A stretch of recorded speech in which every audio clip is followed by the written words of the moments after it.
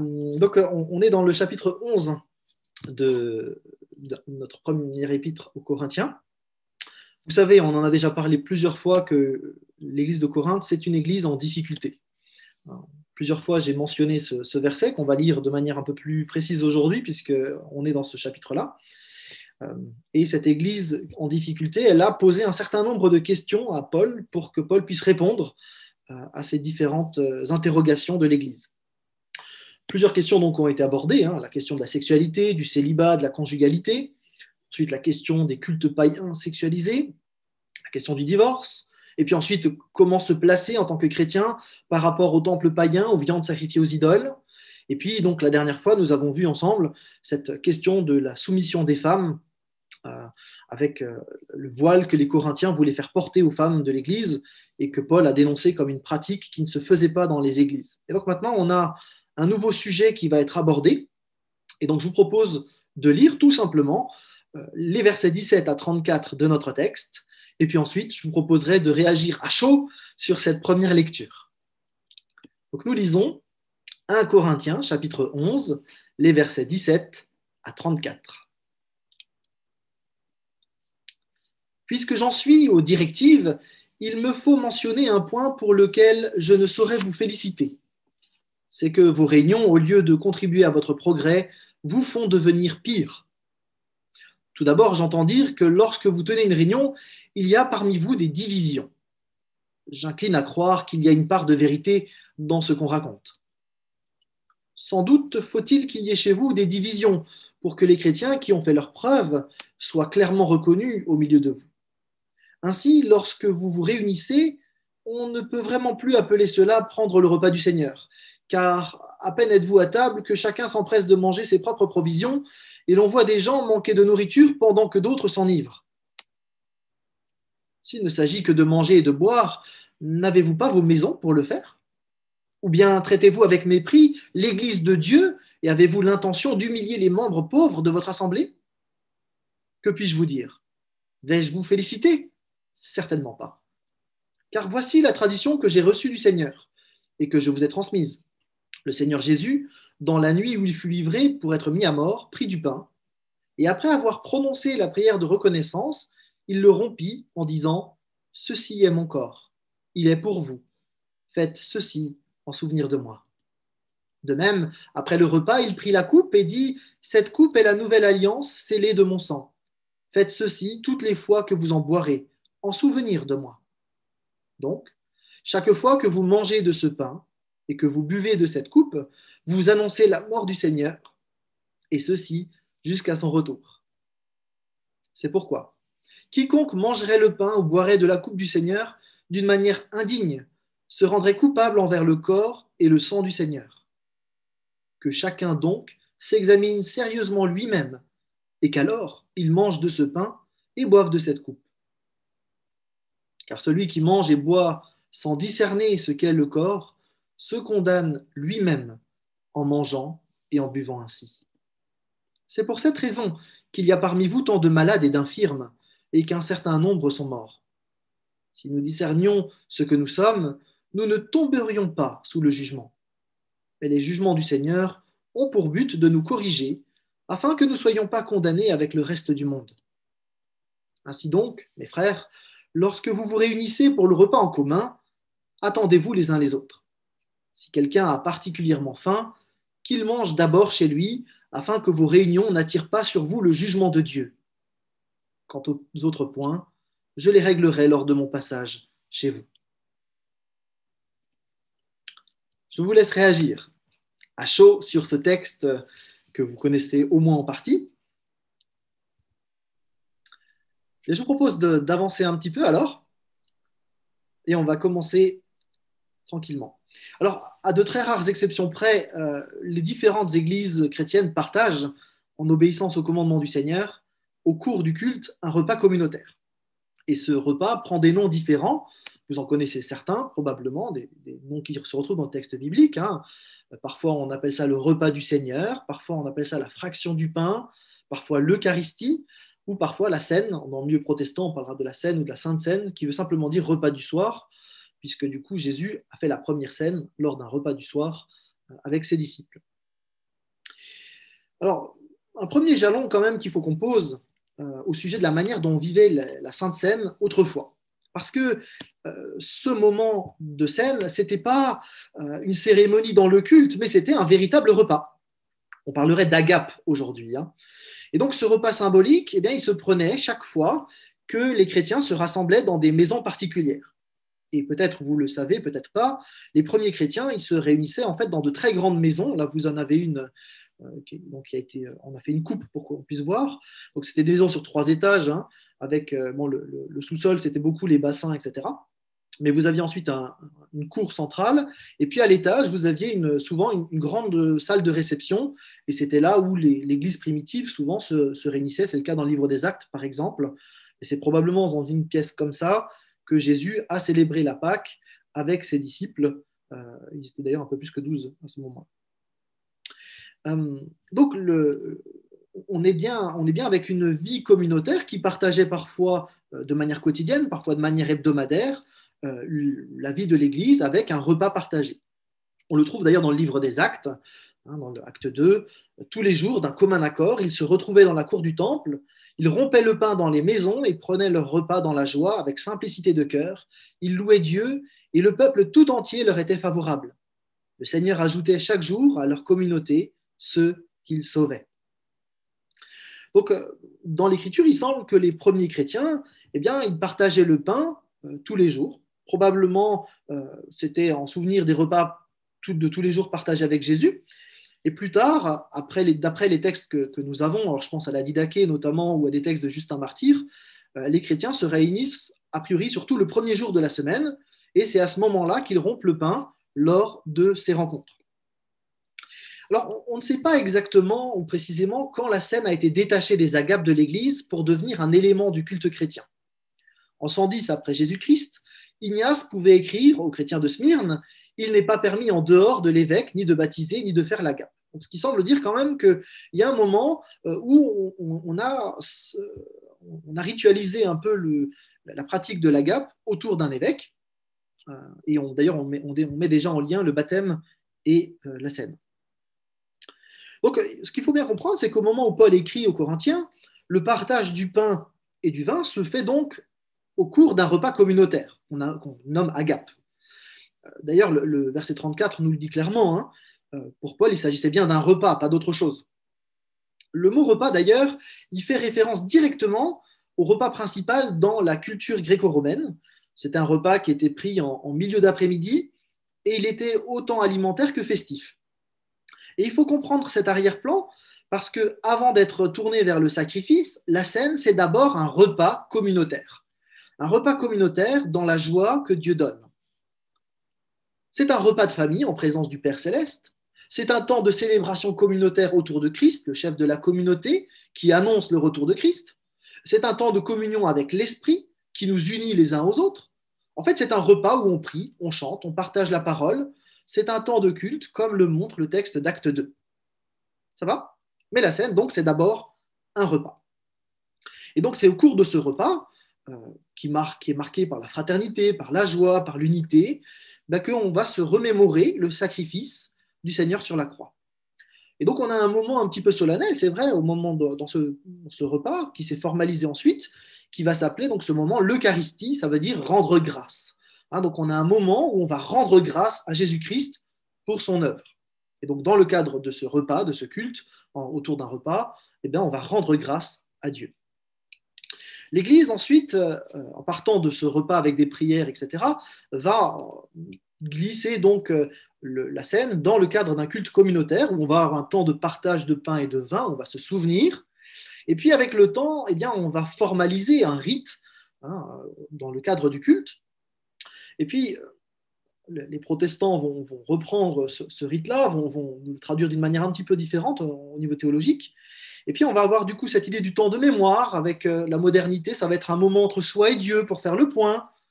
Et puis, parfois, ça a glissé vers le rituel magique avec en disant, voilà, il me faut la scène parce que pendant la scène, je vais obtenir ma guérison ou je vais obtenir ceci ou cela. Et donc, il y a eu une forme de glissement progressif d'un aspect communautaire à un aspect hyper individuel. Et évidemment, avec l'individualisation des gobelets, avec cela, on arrive à une pratique très, très individualiste qui doit nous poser question. Avec le Covid en bout de chaîne, eh ben, on arrive avec chacun devant son écran avec un bout de pain et un peu de jus de raisin. Et là, on est vraiment, je dirais, tout au bout de la chaîne de l'évolution de la scène. Et donc, on va questionner aujourd'hui ce rite de la scène et de voir aussi comment on peut le vivre aujourd'hui dans le contexte qui est le nôtre. Il me semble quand même que l'évolution de nos pratiques d'Église disent des choses sur notre compréhension théologique de ce qu'est la scène. Et donc, aujourd'hui, j'aimerais nous aider à retrouver le fil peut-être de ce que c'est vraiment la scène, parce qu'on est tous attachés à ce qu'est la scène, elle a été instituée par le Seigneur, et on veut le vivre, mais parfois on oublie à quoi elle renvoie précisément. Alors, on va regarder le texte de plus près maintenant, si vous le voulez bien, après cette introduction. Verset 17, Paul a déjà réprimandé les Corinthiens sur plusieurs points. Les derniers en date, donc c'était la manière dont ils utilisaient leur liberté par rapport aux viandes sacrifiées aux idoles, par rapport aussi à l'abus d'autorité des hommes vis-à-vis des femmes dans l'assemblée, alors que Dieu avait fait un seul et même peuple d'enfants égaux en lui. Et là, Paul continue la série de reproches. Et cette série, elle commence par un verset 17 qui est plutôt violent. Je ne sais pas si vous recevez cette lettre dans l'église de La Roche de la part de l'apôtre Paul. Vos réunions, au lieu de contribuer à votre progrès, vous font devenir pire. Bon, c'est une attaque en règle. Mais il faut bien comprendre que Paul essaie de secouer les Corinthiens avec une saine prise de conscience pour qu'ils arrêtent de se réjouir de leur médiocrité, mais qu'ils se mettent à genoux, enfin, et qu'ils reconnaissent qu'ils ont besoin de Christ et d'avoir un changement de pratique. Or, les Corinthiens, eux, ils pensent être sages, ils pensent être pieux, ils pensent tout savoir. Et puis, ils se gargarisent de leur sagesse religieuse. Ils se pensent arriver au bout de la course. Et donc, Paul, là, les interpelle de manière très forte. Quand des chrétiens se remettent plus en question, avec l'orgueil, la chute n'est pas très loin. Et donc, Paul va revenir sur un sujet qu'il a déjà évoqué, celui des divisions. Et effectivement, chez Paul, alors dans la lettre aux Corinthiens, mais de manière globale, la question de l'unité de l'Église, elle est fondamentale. C'est probablement l'un des sujets phares que développe Paul tout au long de ses lettres. Et Paul donc mentionne ces divisions. L'Église était divisée alors qu'elle célébrait un repas dont le but était de célébrer la communion fraternelle pour signifier l'unité. Et donc là, il y a quand même quelque chose d'assez troublant, finalement, c'est que cette Église, elle mime l'unité et la communion, mais elle ne la vit pas. Et là, il y a quelque chose qui est profondément révoltant pour l'apôtre Paul, cet apôtre qui se bat pour l'unité de l'Église en tout temps. Là, il y a quelque chose qui est totalement incohérent pour Paul. Alors Paul trouve quand même un élément positif dans ce grand bazar, puisque les divisions permettent au moins de distinguer les chrétiens fidèles de ceux qui ne le sont pas, entre ceux qui veulent vivre l'unité et ceux qui cherchent finalement la discorde et la division. C'est assez intéressant, il me semble, de noter justement que pour Paul, une des caractéristiques du chrétien, c'est qu'il vise l'unité de l'Église systématiquement. Et là, il y a probablement à réfléchir sur nos istes, vous savez, les baptistes, les CAEF-istes, les adventistes, et puis tous les autres istes qui existent, parce que dans le texte biblique, cette distinction, elle n'est pas faite. Les chrétiens qui ont fait leurs preuves sont clairement reconnus au milieu des Corinthiens parce qu'ils visent l'unité. Ils cherchent à faire du lien entre les uns et les autres.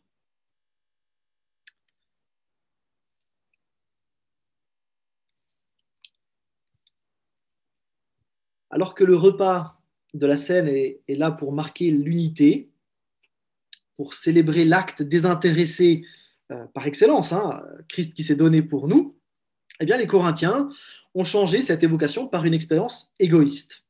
Le repas du Seigneur aurait dû être une célébration communautaire. C'est devenu une pratique privée, chacun pour soi. C'est même devenu discriminatoire, puisque du coup les riches sont avec les riches, les pauvres, du coup ils n'ont même pas de quoi manger. Et du coup, au lieu de vivre une communion les uns avec les autres, eh bien, ces repas sont source de division. Alors que Paul, du coup, là, il le reprend en disant, mais il ne faut pas qu'il y ait de division dans ce nous qui a été racheté par Jésus-Christ.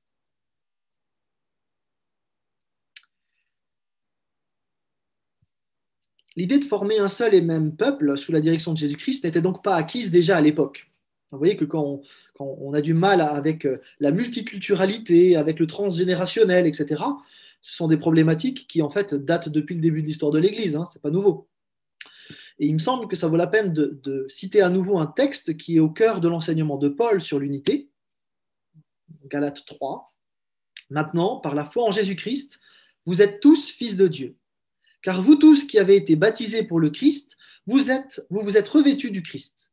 Il n'y a donc plus de différence entre les juifs et les non-juifs, entre les esclaves et les hommes libres, entre les hommes et les femmes. Unis à Jésus-Christ, vous êtes tous un. Si vous lui appartenez, vous êtes la descendance d'Abraham et donc aussi les héritiers des biens que Dieu a promis à Abraham. Du coup, les personnes qui abaissent d'autres dans l'Église, des personnes qui se sentent supérieures parce que financièrement ils sont plus aisés, qui ont un meilleur statut social, une meilleure éducation, une meilleure érudition, ou à l'inverse, des gens qui disent « oh, de toute façon, ça c'est des intellos » ou « ça c'est des riches », etc. À chaque fois qu'on va cloisonner les uns les autres, qu'on divise l'Église, eh bien, on n'agit pas pour la gloire de Dieu. La division, ce n'est pas l'œuvre de Dieu. Et il y a des reproches très durs de la part de Jésus vis-à-vis de ceux qui vivent la désunion. Au verset 22, donc, Paul reprend cette communauté déviante. S'il ne s'agit que de manger et de boire, n'avez-vous pas vos maisons pour le faire? Ou bien est-ce que vous traitez avec mépris l'Église de Dieu? C'est intéressant là de noter que Paul, en fait, il n'est pas contre que des gens se réunissent entre eux, par affinité. Les chefs d'entreprise auraient pu se réunir entre eux, les esclaves entre eux aussi, pour partager un repas et parler de leurs préoccupations. Simplement, il dit, mais les réunions d'église, ce n'est pas le lieu pour faire ça. Les repas du Seigneur, eh bien, il doit célébrer une unité nouvelle en Jésus-Christ. C'est le repas du peuple nouveau, du peuple uni, et dans lequel il n'y a plus de discrimination. Nous sommes tous un en Jésus-Christ. De la même manière, dans une famille, par exemple, bien, des frères et sœurs vont s'asseoir côte à côte. Qu'il y en a un qui soit ingénieur et l'autre qui soit, je ne sais pas, moi, peintre en bâtiment, peu importe. En fait, ils sont frères et sœurs, donc ils sont ensemble. Et il n'y a pas de distinction à avoir. Et de la même manière, dans l'Église, il ne devrait pas y avoir de différence faite aux uns et aux autres. D'ailleurs, la scène, elle existe pour commémorer un acte gratuit désintéressé pour le bénéfice de nous tous. Et négliger égoïstement les besoins de l'autre, c'est une entorse grave à l'enseignement de Christ. Le repas de la scène, c'est un repas solidaire, un repas de partage, et ne saurait en être autrement. Et donc, en tant que peuple de Dieu, eh bien, les chrétiens étaient appelés à refléter la personne de Dieu. Et les actes de chacun d'entre nous, croyants, eh bien, découlent finalement de ce que nous comprenons de Dieu. Nous faisons partie de ce peuple que le Seigneur a délivré et béni au-delà de toute mesure. Et c'est pour ça que nos actes communautaires doivent refléter la gloire de Dieu. Et du coup, ça veut dire que nous, en tant que chrétiens, on est appelés à vivre une forme de contre-culture, une société nouvelle, où la justice et l'amour de Dieu sont manifestés. Et l'Agape, ce moment-là, c'était un moment où on pouvait expérimenter cette nouvelle société. Parce qu'à l'époque de Paul, eh bien, dans la société, les riches mangent avec les riches, les pauvres mangent avec les pauvres, les esclaves avec les esclaves, les femmes avec les femmes, les juifs avec les juifs, et les non-juifs avec les non-juifs. Or là, l'Église avait une pratique radicalement différente. En fait, tout le monde mangeait ensemble. Et ça attestait de cette communauté nouvelle qui existait, qui était à la même table, à la table de Christ, cette communauté nouvelle qui allait partager le repas éternel final ensemble. C'est donc bien une nouvelle société qui émerge normalement avec le christianisme. Paul réagit donc de manière très forte à la dérive qui se passe à Corinthe. Que puis-je vous dire? Est-ce que je vais vous féliciter? Certainement pas. Alors, l'archéologie et l'histoire nous permettent de dresser un petit peu quelques hypothèses de qu'est-ce qui se passait à ce moment-là. Dans cette grande maison, qui appartenait probablement à un riche propriétaire, eh bien, il est possible que soit on avait un propriétaire donc riche, qui invitait la communauté dans sa demeure et il pourvoyait lui-même au repas. Et conformément aux habitudes du temps, du coup, il recevait les frères de rang égal tôt dans l'après-midi dans la grande salle à manger, meublée avec des couches seulement, là, donc il y avait quelques couches pour que les gens puissent être allongés, il y avait des vins raffinés à cet endroit. Et puis les autres convives de conditions plus modestes, ils avaient le droit à un apéro dans la cour, pour le dire sympa, Donc, ils revenaient en fin de journée à ce moment-là, hein, puisqu'ils avaient leur service d'esclaves, par exemple. Et donc, en fin de journée, eux, ils pouvaient arriver dans la cour et puis partager un repas ensemble, alors que les riches avaient déjà passé la moitié de la journée ensemble à festoyer. Donc, ça, c'est la première hypothèse. C'est possible. La deuxième, c'est qu'on aurait un propriétaire de maison qui ouvrait sa maison et qui accueillait l'ensemble de la communauté, et chacun amenait son repas. Et à ce moment-là, bien, chaque invité consommait sa propre nourriture. Et évidemment, ben, du côté des riches, on mangeait plutôt bien. Du côté de l'esclave, ben, parfois, on n'avait rien à manger. Et donc, vous vous retrouviez, en tout cas dans les deux cas, avec d'un côté une partie de la communauté plutôt riche qui mangeait avec beaucoup d'abondance, et puis une autre partie de la communauté qui était complètement délaissée et parfois même qui mourait de faim. Et donc, Paul remet les pendules à l'heure et il explique de nouveau le sens de ce repas fraternel que doivent vivre les chrétiens. Alors justement, on va faire une petite pause et on va essayer de réfléchir ensemble à quel est le sens de la scène. Donc je vous propose d'ouvrir vos micros et de partager ce que vous avez compris de ce qu'est la scène. Et ensuite, on avancera pour pouvoir expliquer peut-être un peu plus en détail ce qu'est la scène. Et je pense que la plupart des éléments, vous les aurez trouvés. Alors, du coup, effectivement, quel est le sens de la scène? Alors, dans le texte, Paul nous dit les choses suivantes, je vais le relire, hein, car voici la tradition que j'ai reçue du Seigneur et que je vous ai transmise.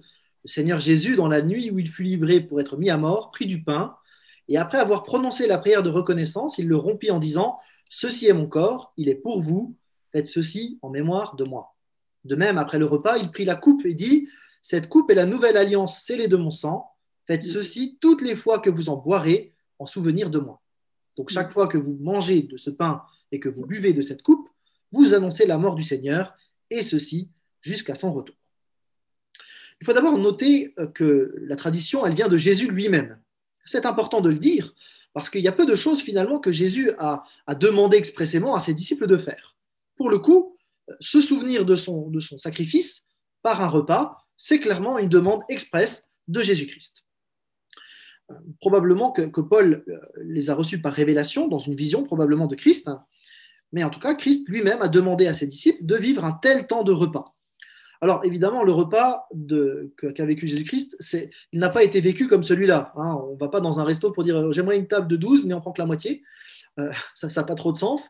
On mange des deux côtés de la table. Et puis en plus, vous avez bien compris qu'on ne mangeait pas assis. Ça, c'est à la Renaissance ou au Moyen-Âge. Donc Léonard de Vinci le représente à la manière de son époque. Hein. C'était un repas antique et pas un repas moyenâgeux.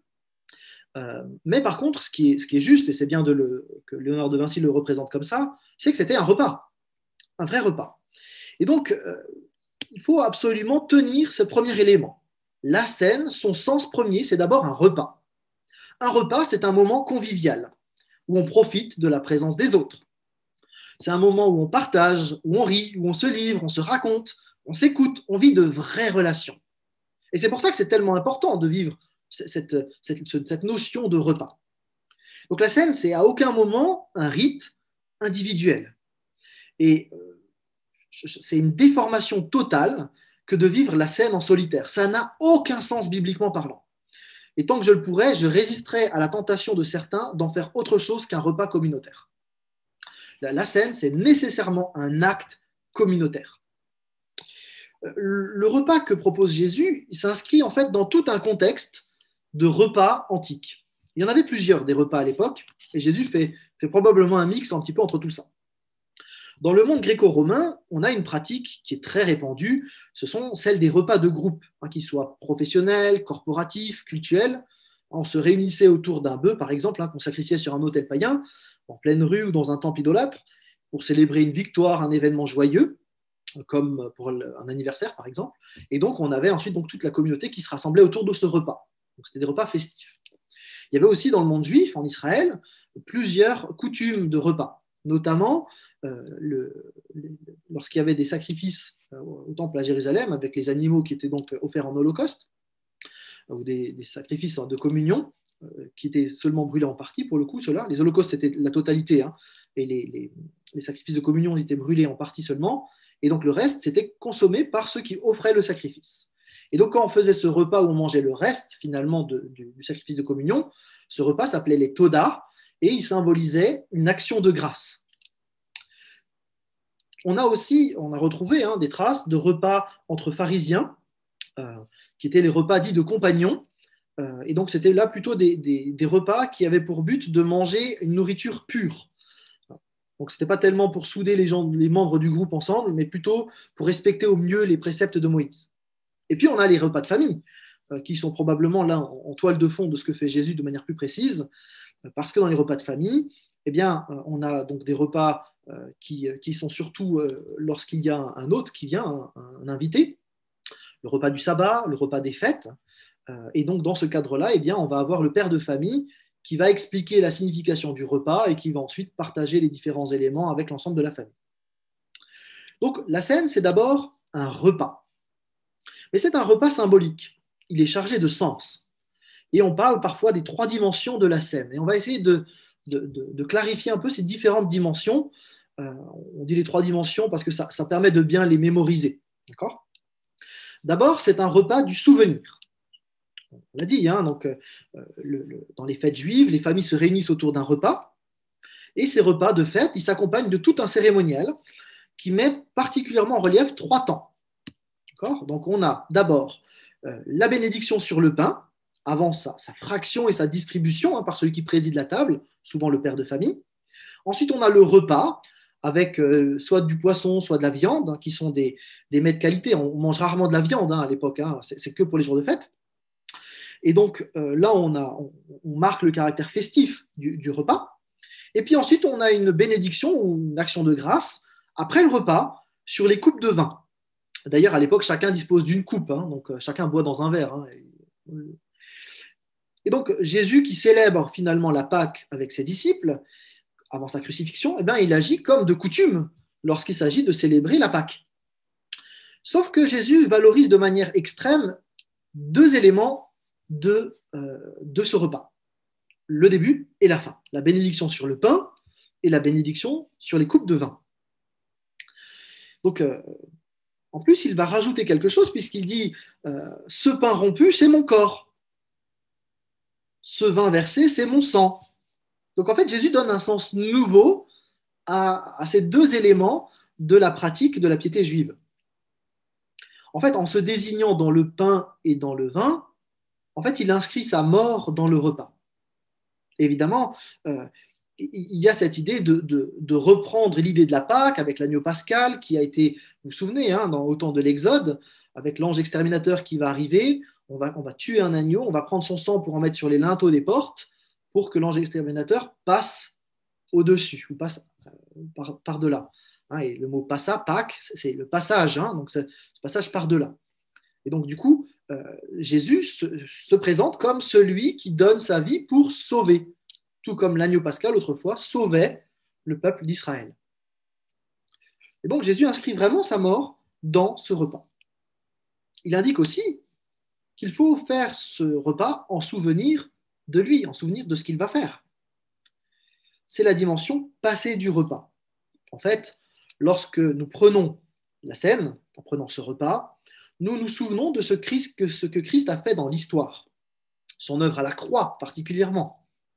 Et on affirme qu'il est mort pour nous, pas juste pour moi, mais pour nous. C'est vraiment une dimension communautaire. On peut le préciser, Éphésiens 5, verset 25, Christ a aimé l'Église, il a donné sa vie pour elle, pour l'Église, pas juste pour Matthieu. Et vous comprenez que cette dimension, elle est importante.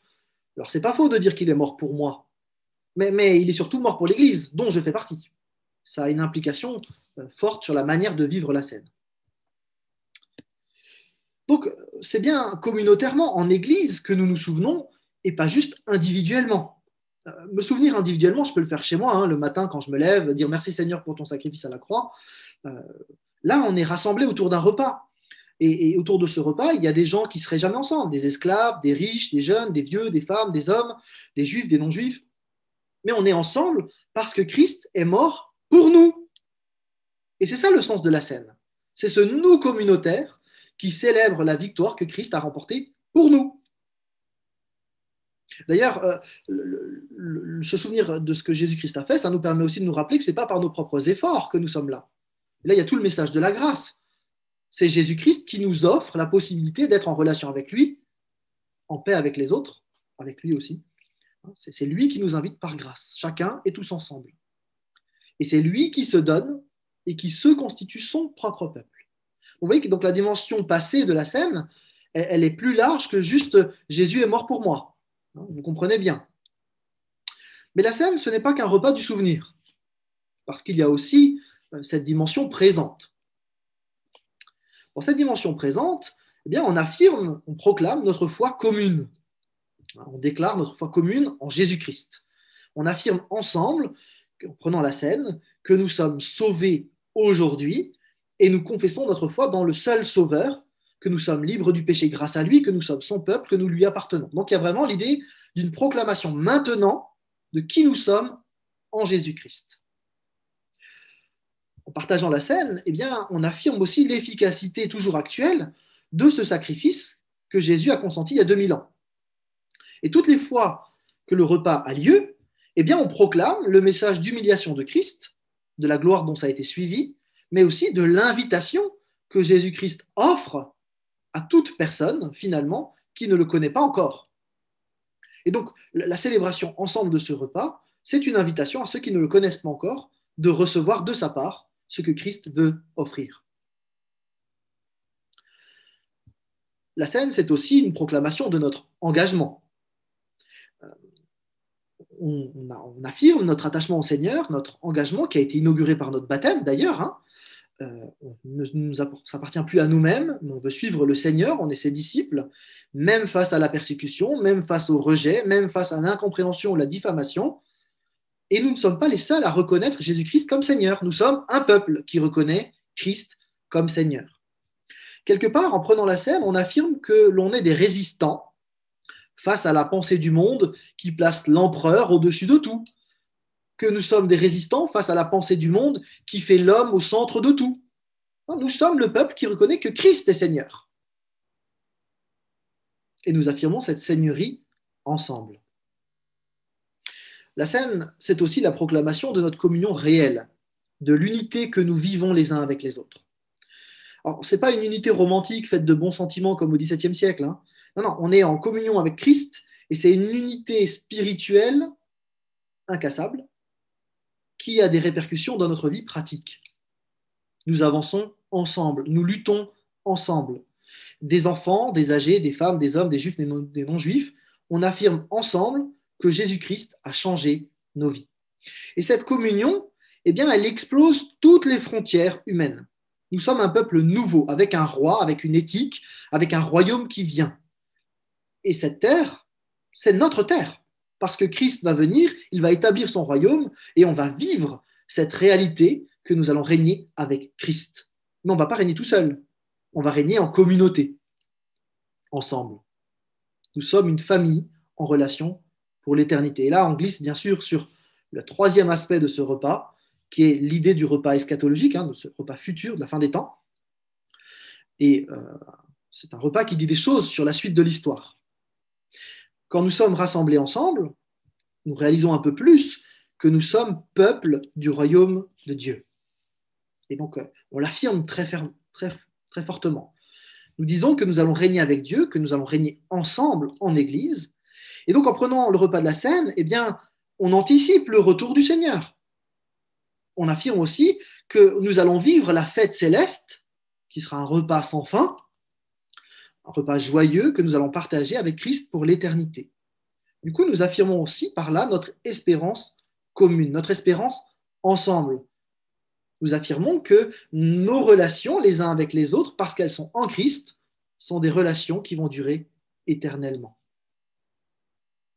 Cette espérance, elle prend place dans une réalité matérielle, le repas, avec tout ce que nous avons vu.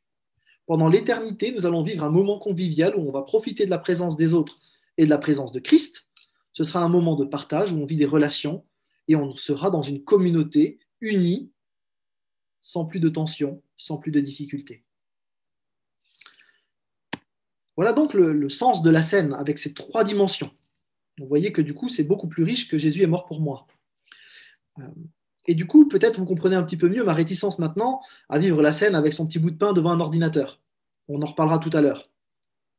En tout cas, dans notre texte, Paul redit clairement aux Corinthiens, dans ce verset 26, il met les trois dimensions, hein, vous annoncez la mort du Seigneur jusqu'à ce qu'il vienne. Le repas du Seigneur, c'est cette célébration présente de la mort passée de Christ sur la croix, mais qui est dans l'attente future du royaume, que l'on vit communautairement autour d'un repas festif. Donc se pose maintenant la question de comment vivre finalement cette scène dans le temps de Covid. Il me semble qu'il ne faudrait pas vivre cette pratique ultra-individualiste où chacun a son kit de scène, chacun de son côté, où finalement on va proclamer simplement que Jésus est mort pour moi avec un ritualisme presque magique où finalement, si on n'a pas de scène, oh là là, c'est catastrophique, on va perdre notre salut. Ce ne serait pas juste comme manière de faire. Je crois que la remise en place d'un repas pour relancer le relationnel, parce que c'est vraiment là au cœur de la scène, vous l'avez compris, le relationnel, c'est probablement là qu'il faut réinvestir les choses. Surtout dans un contexte où finalement les relations sont mises à mal par la Covid. Revenir au cœur de la scène, c'est cette idée de revenir à la communion, au vrai partage, à la fraternité, et en ayant un temps de souvenir ensemble de ce que Christ a fait pour nous. Et du coup, dans ce cadre du repas, d'une relation retrouvée, eh bien, on pourrait partager la scène et prier. Et du coup, une des choses qui me semblerait plus pertinente, ce serait de vivre la scène lorsque des chrétiens se réunissent, à 4, à 6, parce que c'est le maximum qui nous est conseillé pour l'instant, mais de le vivre dans ce cadre-là, lorsqu'on est invité chez les uns et les autres, de prendre un temps pour se souvenir ensemble de ce que Christ a fait, d'annoncer le royaume futur de Christ et de prendre un temps où on rend grâce à Dieu pour le fait qu'il nous a unis ensemble. Alors, ce n'est pas un repas où toute la communauté est rassemblée, mais c'est mieux que la pratique où chacun mange son bout de pain, chacun chez soi, parce qu'on a au moins le cadre relationnel. On pourra en parler ensemble. Il y a en tout cas à réfléchir sur ce repas communautaire, où on est présent ensemble physiquement. En fait, la scène, c'est la seule chose du culte qu'on ne peut pas faire en virtuel, me semble-t-il. Il y a une impossibilité essentielle avec la scène. Quelque part, c'est le dernier lieu de résistance de l'hyper-individualisme postmoderne, la scène. Parce que la scène, c'est un acte communautaire, physiquement réuni, vivant en relation les uns avec les autres. Et donc, c'est le dernier lieu de résistance de toute notre communion virtualisée. Et d'ailleurs, ça se voit dans les éléments. Le pain, il représente le corps incarné de Christ qu'il a offert en sacrifice. Et quand on rompt le pain, eh bien, chacun reçoit un morceau de ce pain, mais il faisait bien partie d'un tout, de ce tout que nous formons. Il y a un aspect communautaire là, d'unité. Le vin, de son côté, c'est un poignant rappel du sang de Christ, sans lequel il ne pourrait pas y avoir de pardon pour les péchés, et par lequel il a établi une nouvelle alliance entre lui et son peuple. Le Seigneur veut que le pain et le vin soient des rappels du sacrifice qu'il a offert lui-même sur la croix à son peuple qu'il a racheté et réuni. Le verset 26 résume donc toute cette symbolique. Donc chaque fois que vous mangez de ce pain et que vous buvez de cette coupe, vous annoncez la mort du Seigneur et ceci jusqu'à son retour. Je vous propose de réagir. Je suppose que vous avez envie de le faire.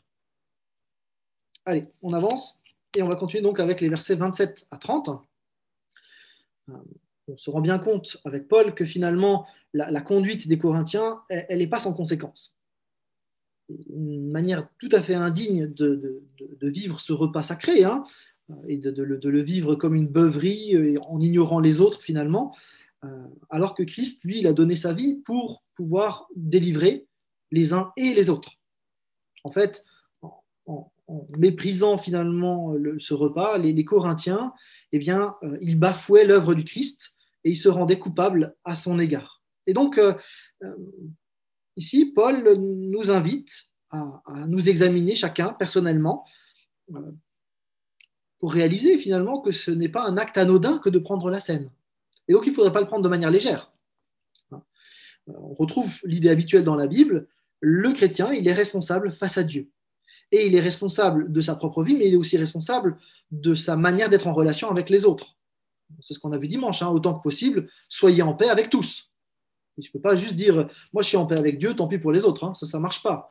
ma manière d'être en relation avec les autres dit des choses sur ma relation avec Dieu.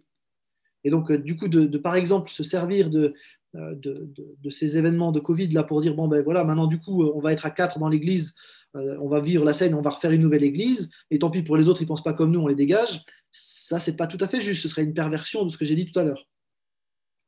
Donc, Paul, il invite, là, en tout cas, ces lecteurs-là à faire un examen de conscience. Il veut qu'ils revoient leur manière de prendre les repas communautaires et la scène, qu'ils reconsidèrent leur attitude, finalement, vis-à-vis des autres en particulier. Et cette démarche, elle inclut aussi probablement une démarche de pardon à l'égard d'un frère qui aurait été offensé par ma conduite.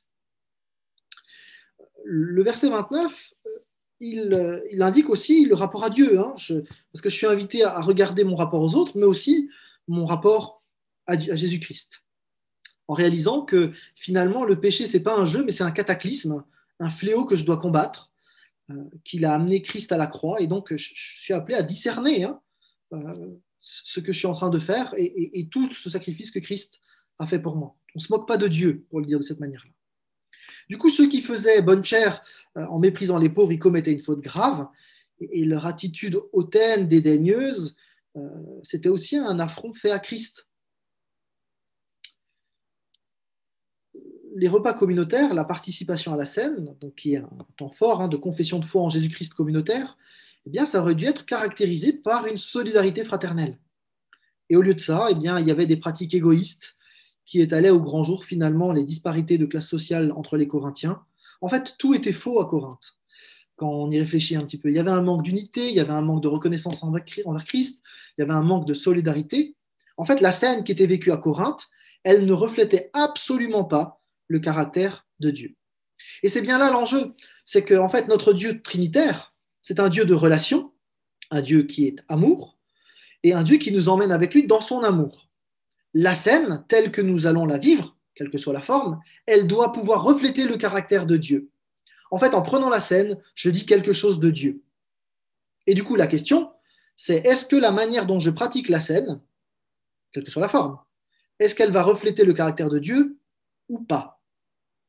Il me semble, et donc c'est pour ça que je le propose en tout cas, que lorsque une famille invite d'autres personnes à sa table, c'est cette famille qui va finalement inviter à sa table ses invités, tout comme Christ nous a invités à sa table. Donc là, il y a quelque chose qui a du sens, vous voyez.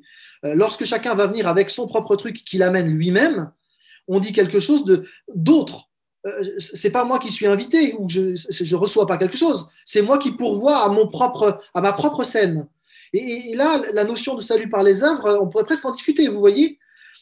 Et donc, même si effectivement je caricature un petit peu, mais nos gestes disent des choses. Et il me semble qu'il faut réfléchir à ce qu'on reflète dans le caractère de Dieu et dans la théologie qu'on met en geste au travers d'une symbolique comme la scène. Et donc, voilà, réfléchissez de votre côté à comment vous voulez le vivre. Mais il me semble en tout cas qu'il faut réfléchir à cette question de qu'est-ce que ça dit de Dieu, qu'est-ce que ça dit du message que porte la scène dans notre manière de le vivre. Alors, en versets 30 et 32, on a ce texte qui est quand même assez étrange, faut le dire. On est un peu mal à l'aise d'ailleurs avec cette partie. L'apôtre déclare aux Corinthiens que plusieurs maladies et même certains décès dans l'Église ont pour cause le châtiment du Seigneur. Alors, c'est un passage qui a été très discuté, vous en doutez, dans les différents commentaires. En gros, on a deux grandes hypothèses. Il y en a plus que ça, mais je vous les résume un petit peu quand même. Première hypothèse, c'est que Paul dirait que, en fait, Dieu peut, quand il estime nécessaire, Dieu utilise la maladie pour corriger ses enfants, et il peut reprendre par la mort physique un croyant fautif. Et en général, dans ce cas-là, eh bien, on va dire que voilà, il y avait Ananias et Saphira, c'est un bon exemple d'une manière où Dieu finalement est intervenu pour sanctionner des chrétiens déviants. Bon, alors, ça pose quand même une série de questions, cette hypothèse-là, notamment la question du Dieu qui est révélé dans ce passage. Parce que si Dieu donne des maladies pour châtier le pécheur, s'il tue les personnes, comment est-ce que ceux qui sont tués vont pouvoir se repentir? Là, il y a quand même quelque chose qui paraît un peu compliqué. Et puis, comment, parce qu'on concilie cette image-là d'un Dieu qui sanctionnerait par la maladie la désobéissance lors de la scène, avec finalement un Jésus qui va restaurer Pierre, qui l'a renié, avec la femme adultère, par exemple. Et en même temps, c'est vrai que Dieu mérite le respect et qu'on lui doit une dévotion, et donc il faut tenir le tout ensemble. Mais cette hypothèse, elle est quand même, elle peut emmener à certaines conceptions d'un Dieu qui serait punisseur par la maladie, qui me paraissent au moins discutables. Et il faut redire ici que toute maladie n'est pas châtiment divin. Hein, et qu'il faut peut-être pas, parce que voilà, j'ai la grippe ou j'ai le coronavirus, y chercher une explication dans un châtiment divin parce qu'un jour je me serais mal comporté contre Dieu. Là, il faut faire attention. Et vous voyez qu'on est sur une pente un peu glissante sur cette première hypothèse, même s'il ne faut pas la rejeter totalement. Dieu est Dieu et qu'on lui doit respect. L'autre interprétation, qui n'exclut pas la possibilité que Dieu donne certains châtiments, ce serait de dire que l'abus de la scène, en fait, ça rend l'âme infirme, ça la rend malade. Et en fait, il y a une forme d'endormissement spirituel qui indique finalement une mort spirituelle et non plus la vie de l'esprit. Et en fait, cette hypothèse, elle est soutenue parce que, en fait, Paul choisit un mot qui est particulier pour parler de la mort dans ce texte. Le mot habituel, c'est thanatos en grec, hein, qui veut dire la mort physique. Alors là, dans ce texte-là, Paul, lui, il utilise le mot koimao, qui est plutôt le mot endormissement, endormir. Alors, on peut s'endormir dans la mort, hein, en grec, c'est possible.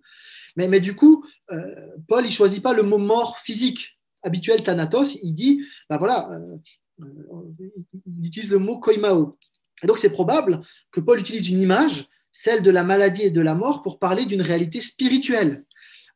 La non-croissance spirituelle, ou la mort spirituelle de quelqu'un qui finalement n'a rien compris à ce que c'est la scène, à ce qu'a fait Jésus-Christ, et finalement il vit dans la débauche parce qu'en fait le sacrifice de Christ, il n'a aucune réalité pour lui, donc en fait il est mort spirituellement, et il a besoin que le Saint-Esprit le secoue pour qu'il réalise l'œuvre de Christ, et qu'ensuite il puisse vivre d'une nouvelle manière, dans un nouveau peuple, etc.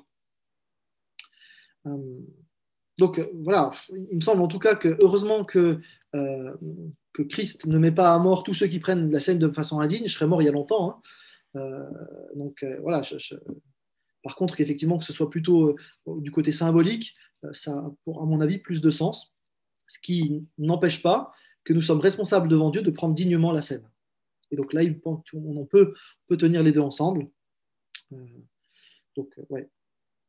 En tout cas, que ce soit mort physique ou mort spirituelle, la scène, elle est à vivre de bonne manière, en se rappelant du sens, et puis dans le respect de Dieu et dans la recherche finalement de l'unité, ce qui est vraiment là les deux éléments de la scène. Paul explique donc comment la vivre finalement cette scène. Ainsi donc, mes frères, lorsque vous vous réunissez pour le repas en commun, attendez-vous les uns les autres. Si quelqu'un a particulièrement faim, qu'il mange d'abord chez lui, afin que vos réunions n'attirent pas sur vous le jugement de Dieu. Quant aux autres points, je les réglerai lors de mon passage chez vous. Donc, pour résumer en 2 points, finalement, comment vivre la scène, il y a vraiment cette idée de l'honneur de Dieu et du respect des autres. On retrouve cette dimension verticale de la croix entre moi et Dieu, entre nous et Dieu, et entre moi et les autres, si vous voulez. Vraiment, ces 2 dimensions sont là. C'est en fait les clés de voûte, la clé de voûte du christianisme, puisque Jésus a dit, voilà, la loi de Moïse, elle est résumée dans l'amour pour Dieu et l'amour envers notre prochain. Donc on retrouve ces 2 éléments dans la pratique de la scène. Alors je vais vous laisser réagir. Peut-être certains veulent encore réagir avant de conclure. Alors je vous propose de conclure simplement avec peut-être 2 éléments qu'on peut retenir. Le premier donc, c'est cette idée-là que la scène c'est un repas, avec l'idée du moment convivial, de profiter de la présence des autres, d'un moment de partage où on vit de vraies relations, et que la scène c'est un acte communautaire par excellence, et pas individualiste, et que c'est un repas symbolique avec 3 dimensions, la dimension passée, la dimension présente, la dimension future. Et donc lorsque nous vivons la scène, eh bien, nous sommes appelés, en tant qu'Église, à mettre du sens, le vrai sens, derrière les gestes que nous faisons. Et donc il me semble là vraiment que c'est un rappel utile que nous a offert cette lecture de 1 Corinthiens 11, de pouvoir revisiter finalement notre pratique de la scène à la lumière de ce que vivaient mal les Corinthiens, et qui peut-être peut nous questionner nous aussi sur certaines choses qu'on pourrait vivre parfois de manière peut-être légère, ou parfois aussi un petit peu en décalage avec ce que Christ nous a demandé de faire. Je vous propose de prier pour terminer.